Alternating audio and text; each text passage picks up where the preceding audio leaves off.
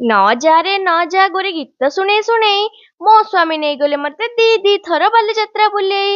Patrapoda mutton ଛତୁ chole Mathura cake ice cream ଆହୁରି କେତେ ଯେ କଣ ଖାଇଲି। ସିନେମା ଦୁନିଆରେ ପଶିକି ଓଡିଆ ପୁରୁଣା ଚଳଚ୍ଚିତ୍ରକୁ ମନେ ପକେଇଲି। ଅନନ୍ତ ଦୁନିଆରେ ପଇସା କୁଆଡେ ବେକାର ଯିବ ବୋଲି ଭାଇରାଲ ଭିଡିଓରେ ଶୁଣିଥିଲି। ତଥାପି ମନ କହିଲା ଟିକେ ମୁଁ ବି ପଇସା ବେକାର କରିକି ମନ ଖୁସି କରିଦେଲି।